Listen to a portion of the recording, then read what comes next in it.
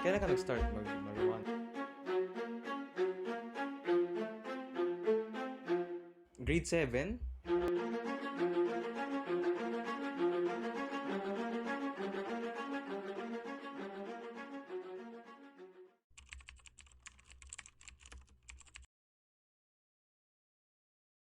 Cannabis, o mas kilala bilang marijuana, ay isa sa mga pinakaginagamit na droga sa buong mundo. Isa sa mga dahilan ay ang laganap na pag-legalize nito. Legal na siya for medical use sa mga first world country tulad ng Canada, Australia at karamihan ng mga miyembro ng European Union. Pero mas marami pa rin ang gumagamit nito sa illegal na paraan. Dito sa Pilipinas, illegal siya pareha sa recreational at medical use. Pero limpak-limpak pa rin na marijuana ang nakukuha ng pulis, parami lang ng parami ang nahuhuling nagbibenta at gumagamit nito. Para lubos naming makita at mapalapit sa katotohanan, nagtungo ang aming team sa bahay ng isang sinasabing user. Ito bahay niya? Okay.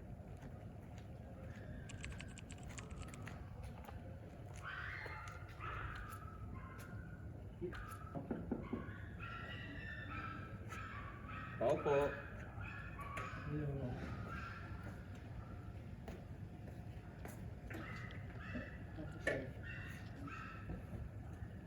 Pasok.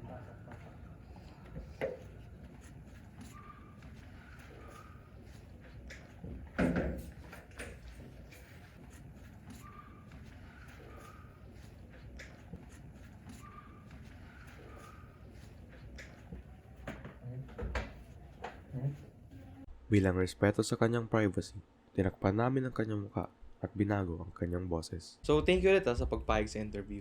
Thank you rin po. So, kailan ka nag-start mag-marijuana? Nag-start ako nung grade 7 pa lang ako. Grade 7? Grade 7. Paano ka nag-start nung grade 7? Nakita ko yung isang tropa ko. Nagtatry sila. So, kumbaga parang na-influensya na rin ako ng time na yun. So, naisipan ko na rin, parang balak ko na rin mag-start na gumamit.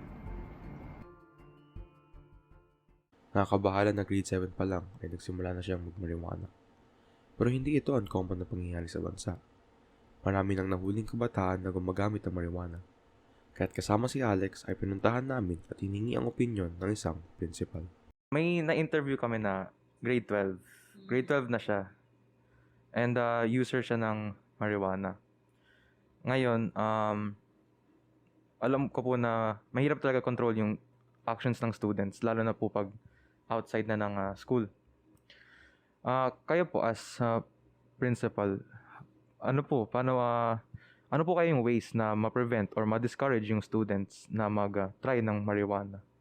Well, it should come from, you have your health subject, diba? So your teachers are giving you it's in the curriculum on the different drugs that we are using, and then how to prevent, kasi the school is here to guide you what is right and what is wrong and what's the best for you. So as an educator, we are vigilant also on these issues, no? Yung mga pinagdadaanan ng mga kabataan, that we are vigilant na hopefully the school is clean, it's safe ang school natin with drugs, and we have to be knowledgeable in those things, no, na hindi dapat. And then for each student, for the individual, we are here to educate you na hindi siya gagamitin to abuse it, no. Hindi porket treatment siya, pwede nyo nang gamitin as a depressant, no, para mag-tame kayo. That's not the right thing to do.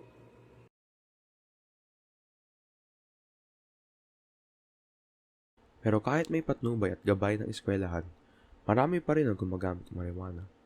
Pero bakit nga ba gumagamit ang isang tao nito? Ano ba ang mga epekto? So, ano ba effects ng marijuana? Since ngayon, madalas yun naman ako gumagamit. Siguro nung, kapag may mga times na pagod ako or medyo masakit yung pakiramdam ko, minsan ginagamit ko itong marijuana sa, kumbaga, stress-free. kumbaga nagpapakalma rin ito sa akin sa pakiramdam ko. And minsan, kapag nagugutom ako, kapag gusto kong kumain ng sakto lang, minsan, nagano na rin lang ako ng marijuana, gumagamit. At ayun, minsan may mga effects yun na minsan tumatawa rin ako, minsan. Dahil, yun nga, kumbaga, nagiging ano to, way ng relaxation sa akin. So parang nakakapag-relax ako yung utak ko ganun. Dahil sa mga nasabing magandang epekto nito, ay marami na ang naging panukalang batas para gawing legal ito. Isa sa mga pinaka-recent ay ang kay Senator Robin Padilla. Inihain ni Senator Robin Padilla ang panukalang batas para sa pag-legalize ng medical marijuana. Nakasaad sa Senate Bill 230 na maaring magamit ang medical cannabis na nakakapsul at oil bilang alternatibong gamot sa ilang sakit, gaya ng cancer, glaucoma, multiple... Pero hindi ito ang unang pagkakataon in recent memory.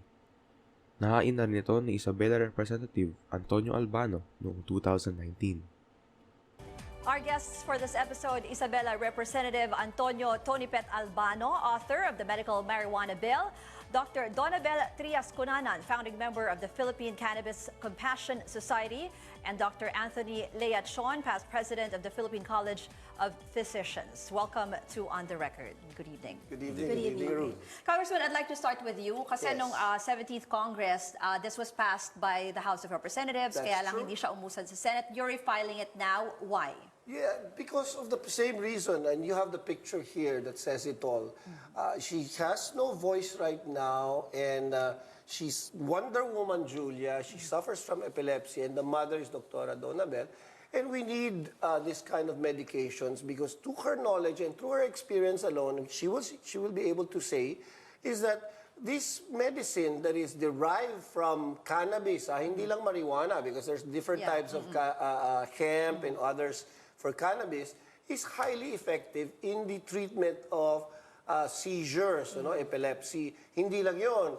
There's so many other patients that need this. Cancer patients, Alzheimer's. We need this medical compassionate bill so that we legalize the medical component of this cannabis. Pero totoo ba na may magandang epekto ito?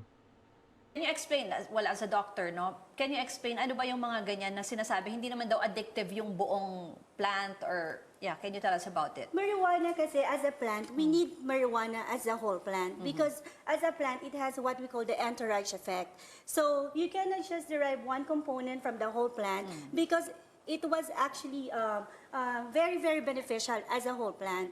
So the THC, like what you have seen on the screen, is a component of medical marijuana or marijuana who has a psychoactive component. But it's not all And it bad. relieves anxiety, ha? Yes, THC yes. yan, THC. And then, Yes, and it's not all bad because once you have to use it in moderation, it can very, very good to help those patients suffering from mental illnesses. Isa sa mga nakikitang masamang epekto ng legalization ay ang pagiging gateway nito sa other and more harmful drugs tulad ng shabu at cocaine. So, avid marijuana user ka na, di ba? So, naisipan mo bang mag-try pa ng mas hardcore na drugs? Siguro para sa akin, mas okay na ako dito sa paggamit ng marijuana kaysa sa mag-try ng mga mas matitinding droga tulad ng shabu ganun. Dahil, kumbaga, nakakatulong rin naman yan sa akin pa nakaka-benefit na. And, ayun, hindi ka na siguro gugustuhin na mag-try ng ibang type ng droga or kung ano man. Pero legally at medically, ano naman ang mga nakikitang rason against legalization? Doc Leachon, kasi the Philippine Medical Association has consistently been against legalizing medical marijuana. I did a report on this before. Ang sinasabi kasi nila, wala pa daw talagang conclusive evidence to show that it works. But we have patients using it, no? Doc, ano bang stand nyo? Well, there's a coalition yung, against the medical marijuana. Basically, on the context of the number one is actually regulatory. So let me explain that. No, a drug kasi when it is marketed, the same medical, scores to the FDA to evaluate efficacy and safety of the medication. Though we understand compassion, being a doctor, but the first mantra or dictum of a physician is first do no harm. So in Latin, primum non nocere. So therefore, all compounds should actually go to the FDA to evaluate efficacy and safety. Science is very dynamic. Sometimes in the long run, a drug may actually pulled out in the market, not because of the lack of efficacy, but for safety reasons.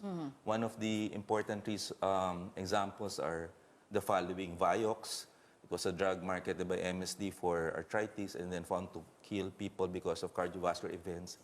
One drug is Lipobay for cholesterol and then it's pulled out because of liver and muscle damage. So therefore, the FDA has the right to pull it out. Now, if it is already a law, what will happen in the infrastructure? So sa akin ang context is through the regulatory, which is the Kasi FDA. nga ngayon, it's considered dangerous drug. Correct. Diba? So kaya regulatory muna siya. You have to cross two barriers. The first one is to remove this as a dangerous drug muna. Yeah. And then later on, as medical marijuana for its indication and safety. The other one is to quote Senator Soto. There's already... So, Catholic ka, diba? So, di ka ba nakukonsensya at tingin mo yung ginagawa mo is mali? Para sa akin, siguro okay lang naman na gumawa ng ganito. Dahil di rin naman nag-iba yung tingin ko sa pagiging katoliko ko. At even though nag-iba na yung tingin ko sa pananaw ko sa buhay, never pa rin nagbago yung pagiging katoliko ko.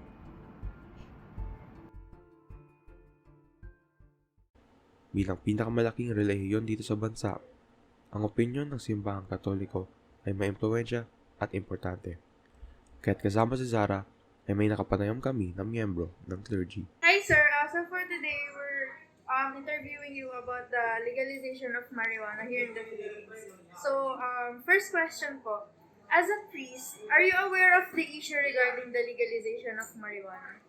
Yeah, I've heard of the issue before na there are group of people or at least professionals in the medical field that are trying to ask the government to legalize marijuana or at least to legalize the use of marijuana for medical purposes. Okay, second question po, are you aware that some members of the youth today abuses the use of marijuana? Yeah, in fact, in our place, I've seen a lot of the members of the youth who are into marijuana abuse. And there are a lot of issues and problems in the community that are considered related to the abuse of marijuana. Are you also aware po that marijuana does have potential benefits in the medical field po? Yeah, I think I've heard of one benefit, and that would be for those who have epilepsy. I think the doctors are trying to see if marijuana would help in alleviating the effect of epilepsy in the human brain. So, in your own perspective po, do you think the use of marijuana should be legalized in the Philippines? Why or why not? Well, first and foremost, we have to ensure first if the legalization of marijuana would have more benefits than disadvantages. And of course, you also have to set rules and regulations, no, that would guide the use of marijuana in the medical field only. Ililimit lang natin yung use ng marijuana sa medical field. And there should be strict rules about it. And that's what we have to establish. I think that's what the government has to establish, the rules about the use of marijuana in the medical field. Last question po, what do you think is the stand of the church community regarding this issue? Okay, the church will always be for the common good. The church will always promote what is best for everybody. And the church is not actually against the legalization of the use of marijuana. It is in favor of the use of marijuana strictly on medical field or in the hospitals only.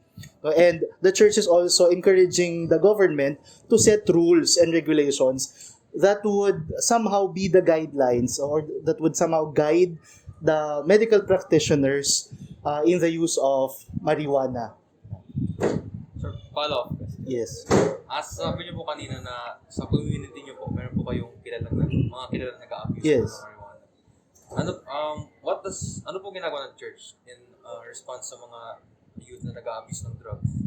Well, the church has programs, no, for them na mag-guide sila para sa kanilang pagbabagong buhay, no. Although this is not actually a church concern, but this is actually the concern of the government. The church is only extending her help so that this youth may be reformed and then may go back to their normal lives after the abuse of marijuana. So the church is there to guide them and to give programs for reformation. Yung abuse po ba ng drugs? As in, technically as in. Yes. As ano po yun? As like sin of gluttony? Parang ganun. No, that is a sin against your body. It's against your whole being. No, when we speak of whole being, it is the health of not only your physical but also your emotional, spiritual aspects. So when you abuse marijuana or when you abuse the use of drugs, then you are definitely violating your well-being. And you're not taking care of your body, which you're supposed to take care of because the church believes that the body is the temple of the Holy Spirit.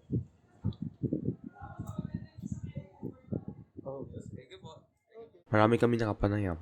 Maraming opinion ang aming narinig. Pero saan kami kumakampi? Unang-una, hindi may tatanggi na may addictive properties ang marijuana. Kailangan rin ng higit pa na research tungkol sa mga epekto nito.